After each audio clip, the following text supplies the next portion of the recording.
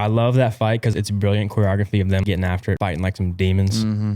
There's one criticism that I've heard that I kind of do agree with. There's this YouTuber called Squat Populous, I believe. He breaks down like a lot of fight scenes in movies, and he has like a whole philosophy of what makes a great fight scene. There's different versions of a fight, and this fight would be the top tier fight, which is when it's like two of the best fighting. And so in a World Cup fight, what to make it the best fight possible is that the winner needs to win because of a characteristic of the character of why he wins. Like he wins because he's this way. You know, not just because he found a knife and stabbed a guy. And then another one is strategies. Like, what was his strategy? It has to be a smart strategic move or like something like that where it's a really cool moment in the story, like a creative way for him to win. So you need both of those in order to make a World Cup fight good in this guy's opinion. And so at the end of the fight here, he gets stabbed in the gut, and then Fade comes up to him and they're like fighting for the knife. Paul grabs a knife and it's slipping down his hand. And then something happens, and then they both fall to the ground, and you realize Fade got killed because Paul took the knife out of his body and stabbed Fade. But I do think it would have been way more powerful with what this guy was arguing, that if they're all up close in the meat of the fight about to finish it, if Paul wins because he's just tougher and he's just like that guy and will do whatever it takes to win, just seeing him pull the knife out of his body and then stabbing him, that would have been like a character moment where it's like, okay, Paul's like willing to do whatever it takes to win. You don't see that. So he said it kind of falls flat a little bit at the end,